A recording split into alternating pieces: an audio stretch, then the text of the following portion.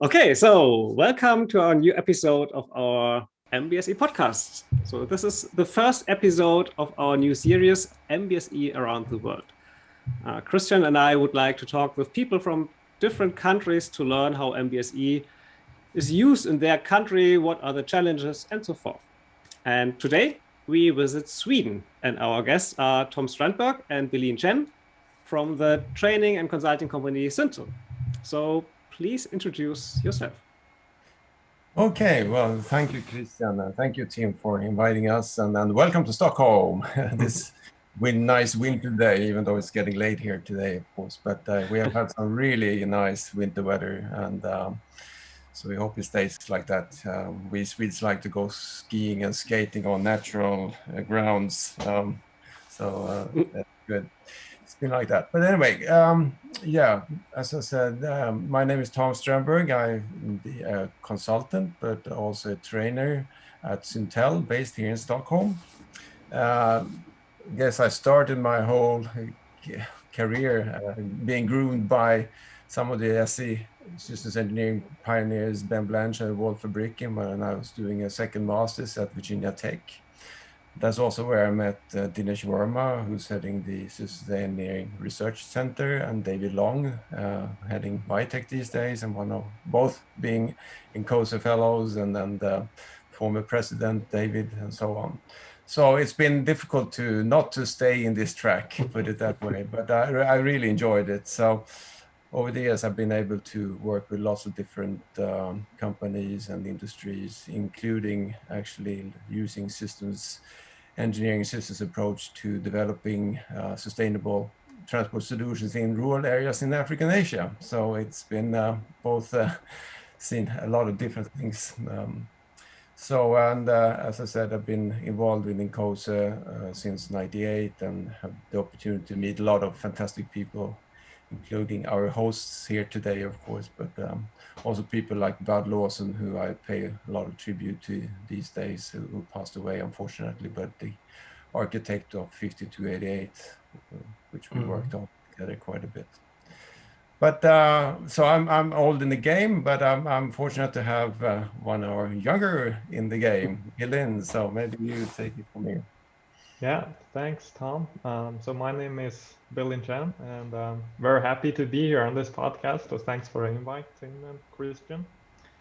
Yeah, so I haven't been in the systems engineering game as long as Tom have, but my background is mechanical engineering actually for my bachelor's, and then systems engineering track in the aerospace engineering masters. So it wasn't until that I got into my graduates that I actually came into contact with systems engineering that we all know and appreciate. Yeah, but otherwise my academic background with systems engineering, it's mostly of the operational research type, where you do spare parts optimization, inventory optimization, dynamic programming. But yeah, you could say basically that all those are not the typical systems engineering that we do, the more calculation kind. But yeah, so it wasn't really when I came into my master thesis actually that I got into the systems engineering that we all practice and that Syntell practices. So yeah, that's a bit about me. Now I've been working with systems engineering, MBSE, requirements management as a consultant for Syntell for approximately 2 years now. And my habitat is mostly in the Nordic regions in Sweden, so not as around the globe as some of you here have been. Yeah, maybe just to complement that and say that what we bring here is we've been as a company around for 25 years now, and work with lots of different industries in the Nordic region and also authorities. So hopefully and today I think we just passed 60 staff, and so we can sort of bring hopefully quite a broad perspective to this area. Yeah, speaking of industries, I guess not everybody of our audience is familiar what industries are there in Sweden and which ones are using SE or MBSE. So can you give us a little bit of an insight there? Yeah, well, I guess, of course, Sweden has a proud history of being an industrial country. So if I mention names like Volvos and Saab and Ericsson and ABB, Tetra Pak, SKF, those are probably quite familiar to a lot of people. And of course, as you understand, quite heavy industries and a lot of mechanical, but these say software engineering. But also we have quite a busy mining and forestry industry and process industries that may not be that well known outside Sweden.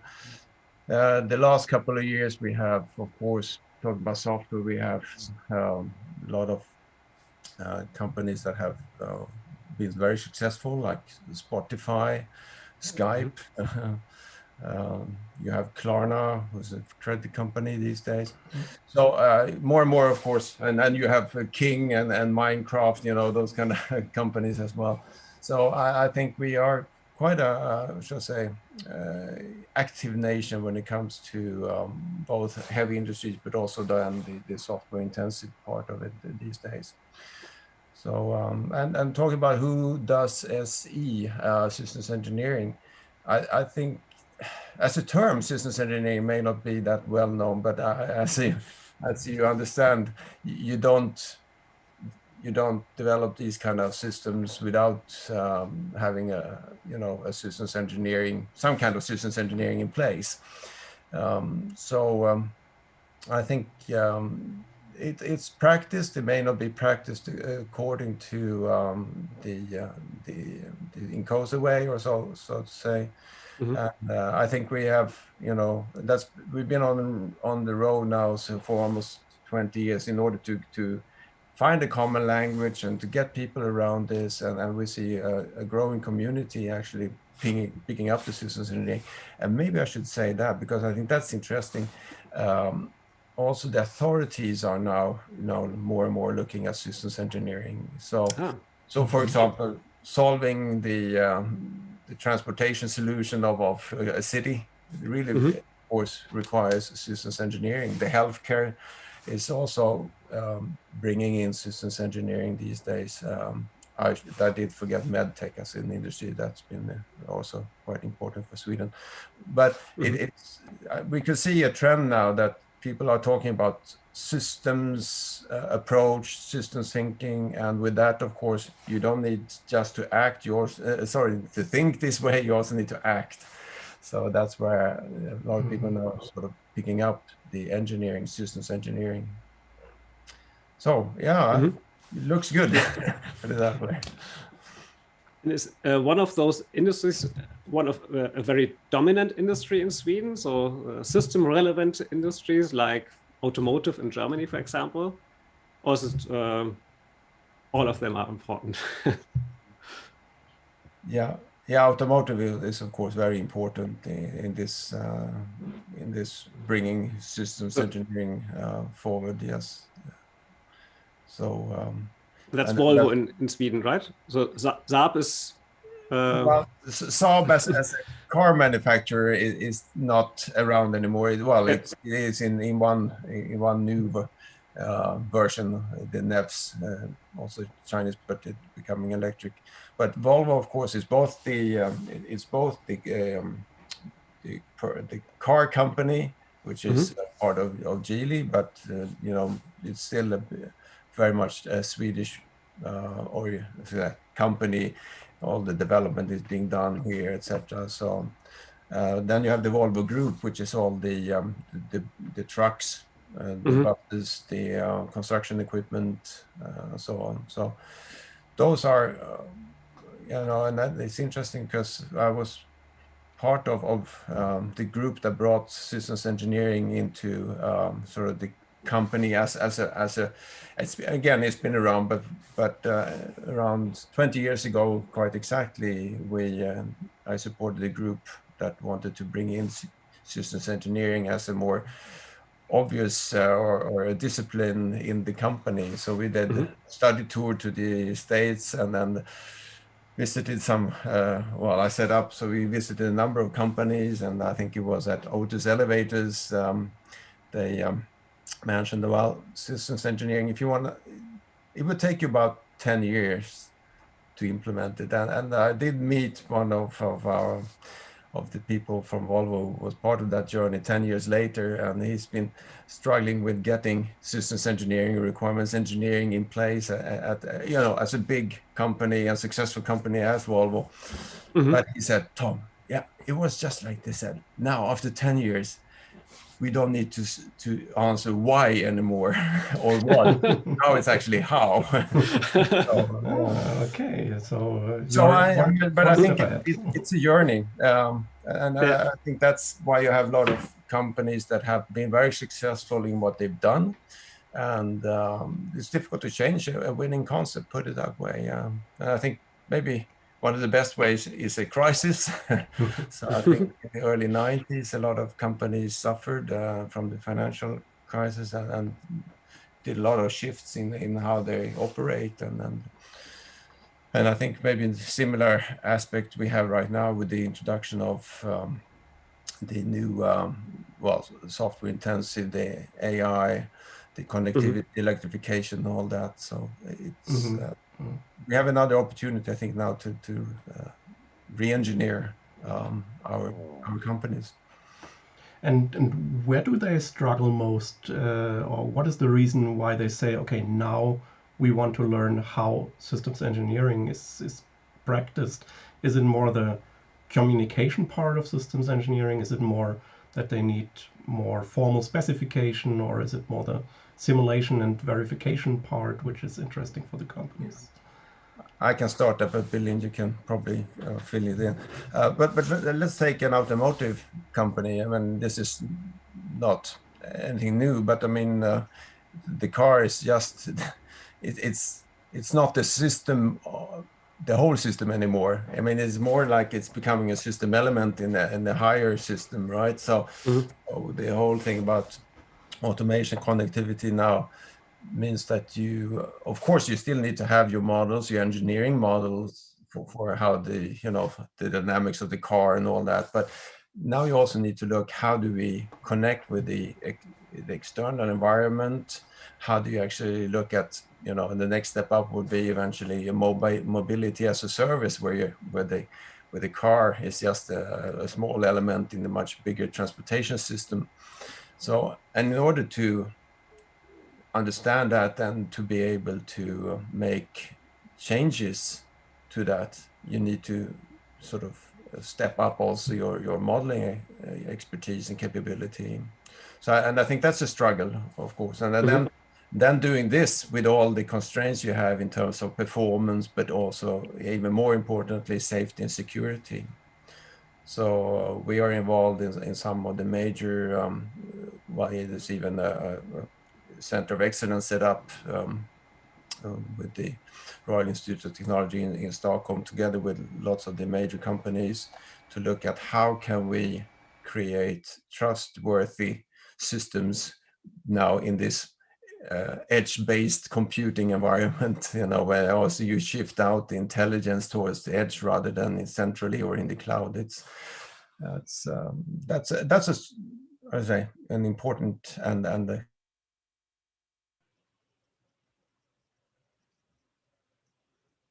Oh, I guess we lost Tom. Oh yes, we lost him. Maybe Billy can jump in. So continuing on that note, so I think what we've seen is that, as Tom mentioned, that the outer environment is a big driving factor because of, say, sustainability. That's an important topic where these traditional companies, for example, have to transform their previous traditional product lines to newer types that fits into what the country needs or what the globe needs.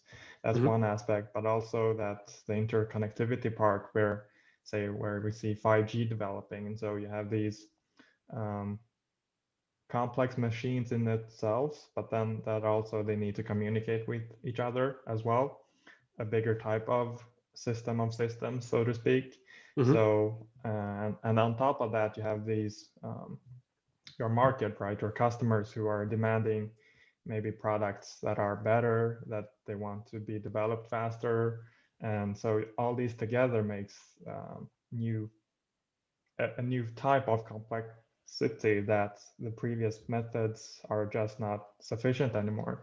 And so that's why what we've seen, that a lot of companies are seeing the need for MBSE, so to speak, because they always have these strong departments where, for example, engineering, where they're very strong in manufacturing, very strong in design, these silos. But before, they were very good at what they did, but they never talked to each other.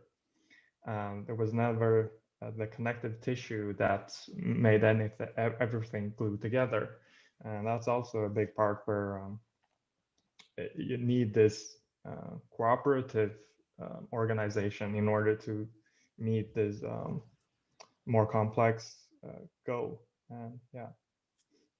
I was happily surprised that you mentioned sustainability as a driver for systems engineering and MBSE. I think if I compare to Germany, of course, it's also a driver here, but I hear it not very often. It's more new technologies like artificial intelligence and, of course, the global challenge, et cetera. But sustainability is not typically mentioned as a driver to introduce systems engineering and or MBSE. Is it an important topic in Sweden for the companies? I think so, because the government, the Swedish government, that has set very clear, not guidelines, but like goals to meet. For example, that the carbon dioxide emission, for example, should be halved by 80% to 2030, I believe, for heavy trucks going on the road, and then by 2040 it would basically be zero. So we have these concrete drivers from the government putting pressure, but also that at least the public, I feel, in Sweden are very aware as well that sustainability is a big issue. You see clearly, for example, Greta Thunberg, who's a leading idol in that aspect, but not only her, she's like only a reflection, I think, of what society as a whole wants. So that puts pressure as well on so there is from all sides there is pressure, but also incentive. Not just the government, for example, does not only put the responsibility on the companies. They also give incentives to do more research on the area, to give them leeway, for example, if they do well. And Yeah, and I think it's actually a business and industrial drive behind this also. I mean, Henrik Henriksson, the CEO of Scania, just issued a book together with the co-author that he calls Sustainability Leadership, and he refers to the Swedish model, and have a number of other CEOs to sign up on that. You know, let's work on this, because it's not only does it make sense for the world as a whole, you know, our sustainability, but it also makes business sense. So so I think yes, definitely, and I think I don't know if I'm stepping outside the box now a little bit, but I also see this as a great opportunity for systems engineering, because there is a lot of focus now on solving the climate crisis, or you know, changing that, and a lot of organizations and good institutions and people are do a lot of systems thinking, so they have you know, their models and all that to look at the problem. However, I feel that there's quite a lot we can do in order to also look at the solution, because they often run to a point solution, and here I think we can, as systems engineers, can do quite a big contribution to look at, you know, actually look at the same thing, like the solution space and use systems engineering with life cycle approach and all that to see what would be the best solution. And I think it also fits very well to the INCOSE vision or mission. I think it's part of, I think it's the vision that we use systems engineering to make the world better or something like that. Don't remember the precise wording. But this also means that the model-based systems engineering needs to also maybe shift a little bit. We need to bring in some of the systems thinking modeling. We also maybe need to look at, like Lynn said, these simulation approaches to look dynamically over time and so on. So, but that requires a bit of change. That seems to me that you need much more systems engineers in future than you have today. And so my question would be, is MBSE already taught on the universities, or is it more a training you get on the job after a engineering study? Yeah, so from my experience, at least, where I studied at KTH in Stockholm, like systems engineering as a topic was very unfamiliar. Like you didn't really get into contact with it until you came into your graduates, basically. And even then, it wasn't very well defined or clear in which discipline or in which school, so to say, systems engineering belonged. So for engineering, the big ones are at KTH, we have industrial engineering and management. That's typically the sustainability engineering, mechatronics, that type. And then we have School of Applied Sciences and Engineering. And those are the physics, applied physics, mechanics, mathematics, that type. And so for me, what I saw was there were courses related to systems engineering for both those schools, for both institutions. So it felt a bit like systems engineering did not really have a home, a clear home. And also, what we studied were, as I said in my intro, it was much more of a computational or mathematical kind of systems engineering, where we try to optimize the system, where we already have a systems in place, and not, for example, maybe where you start from a requirement solicitation approach if you start SE from scratch. That's something quite notable. And the other day, I actually did a Google search to try and find if there were courses regarding requirements engineering at KTH. And I actually found one. It was one course that were given on a master's or graduate level. And it was very heavily focused on the software development type of projects, or use cases, and because traditionally it's used very common there, with UML being a quite old language, if you say, compared to SysML. But yeah, unfortunately, that course has been discontinued. Oh, really? And, so So what you are telling us is very similar to the situation in Germany, and we have some few universities who offer a master's in systems engineering, but even those, they don't. I'm wondering why they don't have as a goal to have your master's in the end and an ASAP, for example. So that would be something I would expect. And yeah, there's at least one university in Germany, where we would like to talk about Sweden, but in Germany there's one university that provides the CSAP, the German certification of systems engineering, and it's not the CSAP, then it's the ASAP, I guess. So. Okay, cool. Oh, great. In Landshut.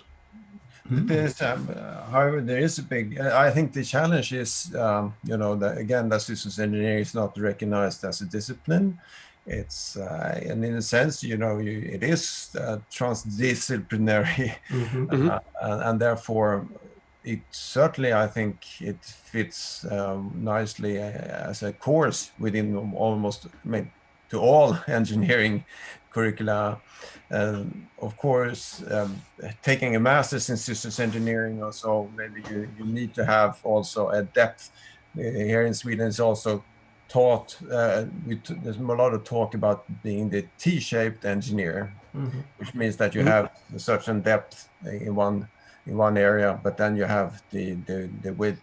And I think that's something we certainly need in the future. You need to have more of those that can sort of understand the transdisciplinarity and still, of course, have a focus. Absolutely.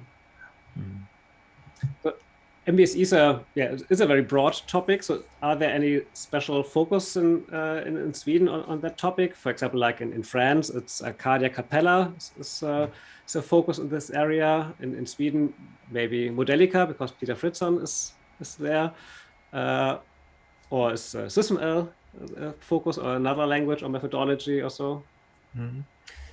I think you mentioned Modelica, and I think there's a strong modeling community in Sweden, definitely. But it's more so towards the more close to engineering, the CAD simulation, more towards the design.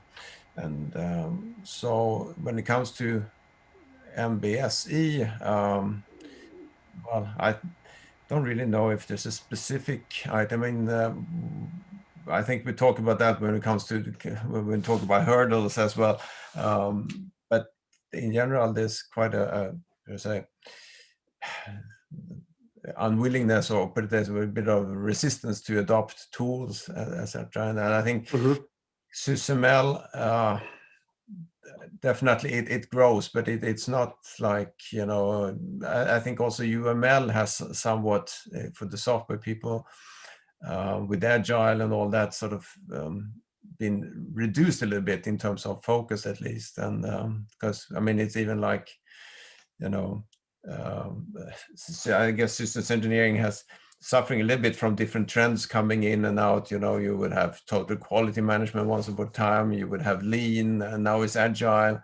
And so we don't do requirements. But we do user stories. Okay, but on user stories, requirements? No. Requirements are cast in stone. We never do that. And so it's a bit of misunderstanding, and therefore, also, I think maybe SysML has not been picked up as much as it could and should. But again, with this, with the need to abstract your models a bit further, I think that this will become more common and attractive. And I also think on another point is that other tool vendors, for example, MathWorks with MATLAB and then 3D CAD, they have a much better relationship with the academias. Like they give out provisional licenses for students to try basically for their whole student careers for free. That's a very strong, very strong source of future customers, because basically everyone who graduated from engineering school know MATLAB. And that per se becomes the natural tools, because in a lot of our project, we have those development types. So for example, you have to design a go-kart. You have loose guidelines of how the go-kart should be, but after that, you don't do a requirement specification of more detail of what the go-kart should do. You don't do a architectural physical design of what parts should be, subsystems should be in the go-kart, for example.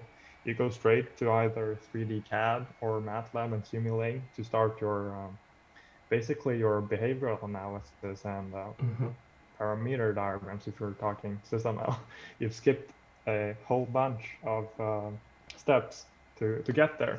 And so, yeah, I think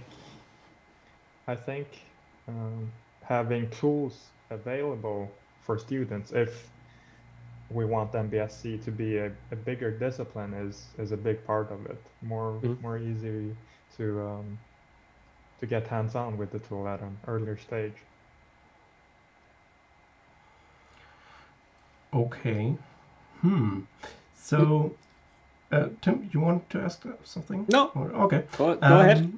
Yeah, maybe to our live listeners, if you have a question for Tom or Billin, you can use the live chat and ask some questions, and I guess we would be happy to answer them.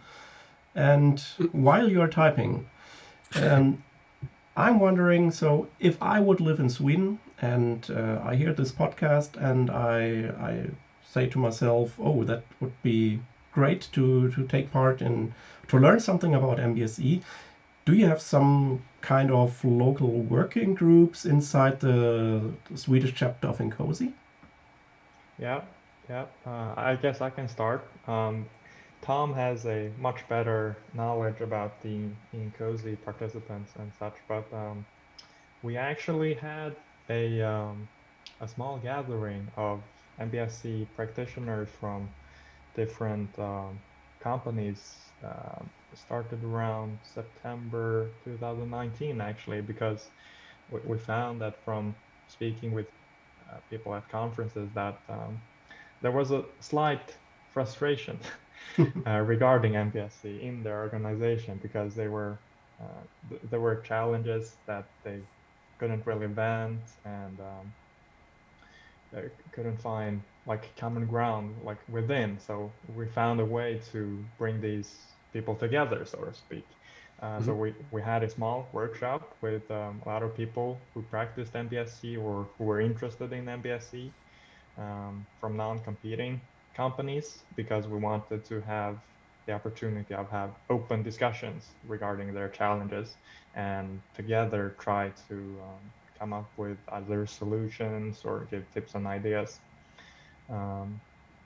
And yeah, so after that workshop, we actually found that a lot of the challenges were quite common across the companies, but in different ways. So for example, one challenge for one company could be the strong point of another, and vice versa. So they could, in a way, like complement each other, and that led after that workshop to basically a founding of a small working group, which now goes under the banner of MBSE Forum. So together now with this workshop, with this group, we held continuous workshops throughout the year, say once in a quarter, where we meet up, we discuss challenges, say regarding a specific topic, and trying to brainstorm ideas and such. And who's the organizer behind this working group or this gathering? Is it Syntell, or is it the local chapter of INCOSE? It's Syntell. So Syntell, it's okay. Tom and me who are moderating. Nice. Yeah. But the objective is that we, well, maybe come to that, Bill, to produce a white paper. I mean, and then have this presented hopefully later on this year, and then start an open network based on that. And that, of course, would be quite a good occasion to bring in the INCOSE community. Yeah, because some of the organizations who are part of this MBSE group, they have actually a long history of practicing either SC or model-based design and such. So they come with a lot of good experiences and best practices. And now we're trying to condense it into a paper, as Tom said. So, okay. And where do you plan to publish it? At INCOSE Symposium or the Nordic Systems Engineering Tour, maybe? Yeah, I mean, well, that's certainly an intent. I mean, it would be a little pamphlet or digital one, I guess. But hopefully that can spin off in a number of papers, yes, for conferences, etc. Yeah, very good. Christian, would like to ask a question? I was just looking in the live chat, but there's still nothing, so we can go on.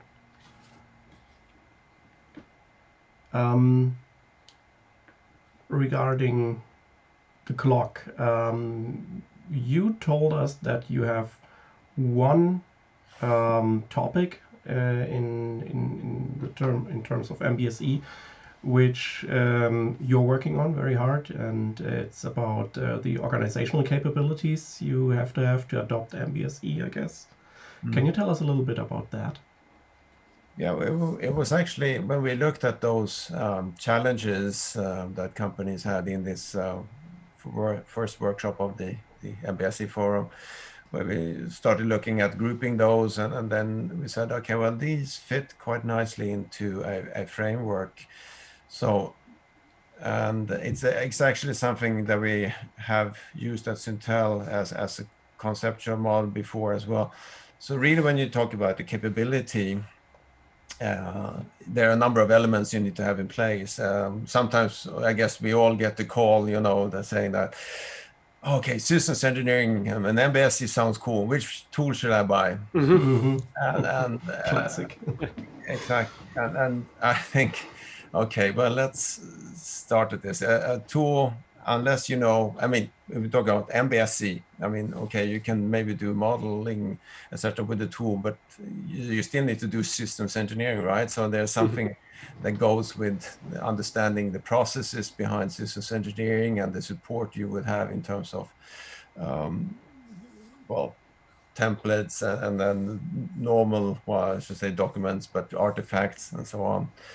But so okay, and that's a good start. So we had like a part that we call processes and process support, but you need actually tools will come and go, but what will stay is the information, right? So the information part is extremely important to have in place as well. Just the fact that if tools going to talk or people going to talk to each other, you need to have a common terminology. So, I mean, that's the basic, but then also the information models, if you're going to use tools, are extremely important. And then there's another element to this. You can do all that, but unless you have skilled staff or proper, a good organization and then working culture, then this will probably not fly anyway. And then you can have all of this, you can have good people using good processes, right information, good tools, but you don't have management buy-in. So you create these wonderful models. I've been experienced this myself, to solve certain things. And then once you solve that, there's no continuity, there's no management to say, okay, let's now maintain this and evolve it, etc. So it sort of dies with that project. I think that's also quite so the whole governance part. And so I could of course see if my computer is with me, I can share the just the model quickly. It's for those that are on the pod, this will not be very, very sexy, but here's the model. Hopefully it's shown now for those that are interested.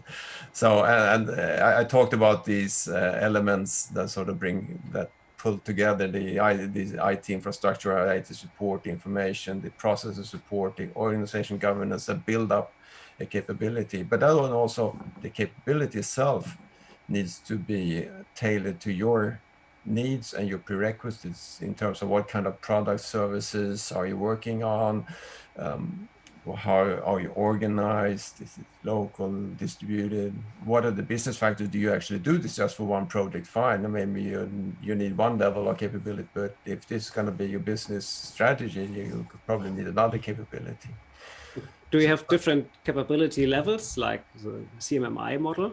Well, the Cmmi goes mainly into each of these elements below and start, ranking those. And this we have not put it on to that. I mean, that will probably give you the additional 20%. But I think just having this in place will give you a good start to start thinking. We're not there to really. We have used it in the very simple ways to go into an organization, say, and look at where are your strong and weak points, for example, and then it's become quite useful. But we have not gone to the point where we have level 0 to 5 and so on. Actually, INCOSE did something similar that came out just after this workshops, the first workshop, which is this model-based capability matrix, I think it's called actually. I think it's capability maturity matrix. So I think they have the name maturity in the name, and that's true. Yeah. And it's not here in your name, and so it's not by accident not there. It's intended that it's not a maturity model. Okay. Right. Mm-hmm. But the traditional capability models, the ones I've been using before, like Cmmi or SECMM, they focus very much on the processes and forgot other parts, I think. So, and again, this was a way for us to organize the challenges, and I think it's actually quite a useful framework. Is it published somewhere, or is this the first publication? It would be actually, yeah, it would be. We'd be organizing the white paper a little bit around this. So okay, very good. Yeah, cool. So I'll see if I can go back to the. And there is another cool thing in Sweden, which I always wanted to take part when I was working at the university here in Germany. It's the Scandinavian summer school, and you're the organizer of it, and can you tell us something about this format, what it is and what it does? Well, yes, because it's something. No better person to tell you about that than Tom. How much time do we have? A few minutes. No, I give you the highlights. I mean, Dinesh Verma and I were planning to do another systems engineering course. This was back in 99, 98-ish. And then I thought, well, now let's do this in a different format so we really can get everybody's attention. So let's put this on an island in the Stockholm archipelago. I love water, I love sailing. But also at that point, everybody gets away from work. Let's put it in the slot of time of the year when people are between vacation and work. So it's the third week of August. And then we take the best teachers we can find and just go, like somebody calls it a boot camp, and we go with social activities. You can keep busy from 6 o'clock in the morning to 11 p.m. And somebody said, long hours, no time to get bored. But during that week, we actually get the possibility to take the student. And actually, this is not the summer school for students, normal students. This is a summer school for practitioners with a few years experience. So it's really also one of the key things here is to share experiences and networking, create how do other companies do this? What can we learn from each other? Oh, that means it's not too late for me. No, it's a very intense week, but now we have found a format that is half theory, half practice, and then another half of social activity. So yeah, it's 150% week. So we have, I think we have about 1,200 people that have gone through this now, and and it's very good because after that they can connect, and it's it creates a community by itself. So, and I think it's something that you have difficulties really to get people attention when you do just a 1 or 2 day, or now of course we do online. But really having everybody in one place. So we now can offer all our courses online except the summer school. And if I remember correctly, you also had a winter school, right? We have had a winter school too. Yes, that's correct. We had Kevin Forsberg as a key player for that. But for different reasons, it was difficult to get people to travel up to the cold but very beautiful part of Sweden in January. So at the moment we stick to the summer school, and we have actually, so it started with the systems engineering class, and then we added on an system architecting class, and then we also have a third one, which is the logistics. Oh, Oops. We lost him again. it seems so. He's frozen. Yeah. Okay. And I think But- one thing that Tom didn't mention about summer school was they usually have a secret guest speaker who is of special note worth in the systems engineering world, and they never reveal it until the last day, basically. And that's always a good experience as well. There was this one year where, if I'm not misremembering, they had Christer Fuglesang, the Swedish astronaut, as Wow. a guest. That was Very very cool. good. Yeah. Cool. That's a really cool event. But actually, yeah, he was presenting, but he was presenting in 2004 before he actually went to space. This time he was there to, well, everybody was quite impressed to see him, but he was there to present the real presenter that time, which was his boss at NASA, Mike Griffin, the NASA administrator. So we have had lots of people standing on that island on the Thursday night saying, "This is the weirdest thing I ever done," but for the Really students, cool. the greatest thing. So, yeah. Cool. And but you are also the organizer of the Nordic Systems Engineering Tour, so as am I. And I remember you were on the very first tour. We both were tour speakers in 2013. Yeah, no, 8 years ago. Wow, long time. Together with Julio from the Spanish chapter, and he exported the concept also to Spain. So there's a Southern Systems Engineering Tour, Spain, Italy, France, and Switzerland, I guess. And Aurelius from Nomagic, I remember that time. So, yeah, can you give a brief description of the tour? Yeah, well, actually, it's the brainchild of our common friend Eric Herzog at Saab. Saab, by the way, being one of the leading companies in systems engineering here in Sweden, of course. But the whole concept is based around bringing the conference to the people rather than bring the people to the conference. So the tour means that you start in one capital, and this year in September we hope to do it physically again, and we will start I think on the 24th of September in Helsinki. So, and you would have a set of presenters, and of which half of them, about 4, would be the tour speakers, and then we have normally two local speakers. And it's really, then the tour speakers go on to Stockholm, and so they can reuse the investment of the presentations, right? So we have one day in Stockholm, 25th, on the 26th is in Oslo, 27th in Copenhagen, and then I think we end in 28th in Hamburg, right? Right.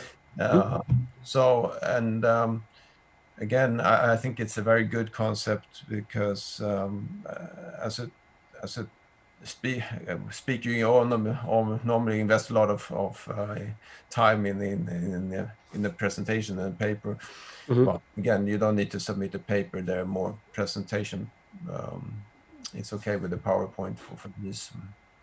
But it's good to do that several times and then to have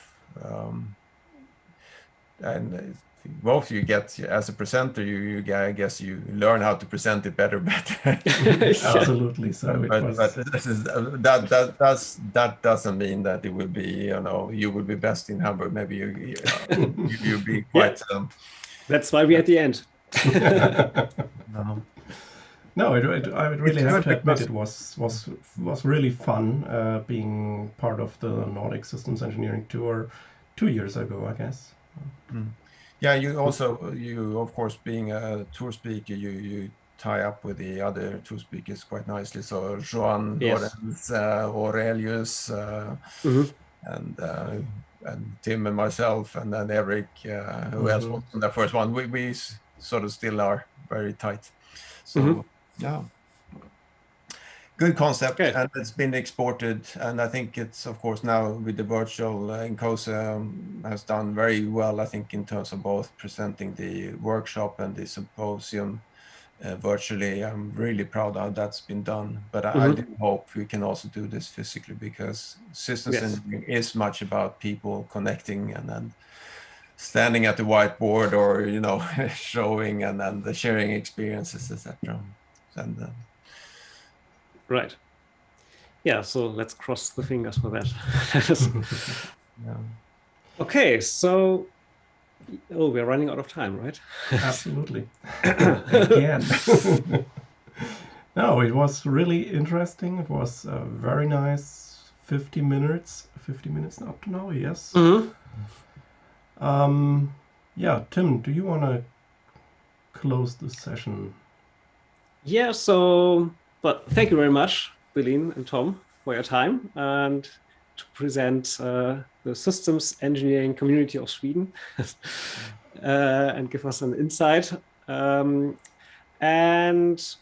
yeah, so our next topic is, again, it's in German, and we will cover formal modeling languages, which is getting more and more important. And you will learn what Winnie Pooh has to do with formal modeling language. There's a connection. And the date is, I think it's March the 8th. Exactly, March 8th, 7 p.m. Yes. And after that, we already start a long-term planning, but don't have the dates for the next sessions. But of course, we plan more about from this series, so MBSE around the world. There are more countries in the world than Sweden, so it can be a very long series, and other interesting topics. Yeah, and if you enjoyed this episode, feel free to smash the subscribe button here on YouTube, or you can also find us as an audio podcast on Spotify, Amazon Music, Google Podcasts, and Apple Podcasts. Yes. You forgot BBC, right? What? BBC. BBC. I think we need some more episodes. Then we can. Then they go to will the ask BBC. us. Yeah, absolutely. So thank you for being here. Thank you for the opportunity to come here and share. And now, hopefully, for our Swedish friends, hopefully we have not forgotten most of the important stuff. But there's so much to say in this area, and it would be interesting to listen to your other pods and see how the other countries are presenting this. But it's always difficult to be guinea pigs, but hopefully we give you some kind of impression of what's going on in Sweden. And if you want to follow also INCOSE.se, Systems engineering comes natural to Sweden because we have the domain name .se. So. Right. Yes. Yeah. Very good. INCO.se. Yeah. Perfect. So thank you for being here. Thank you for answering all the questions. And yes, so we are done, but do not forget. Trust us, we are systems engineers. Goodbye. Bye-bye. Bye-bye. Bye-bye.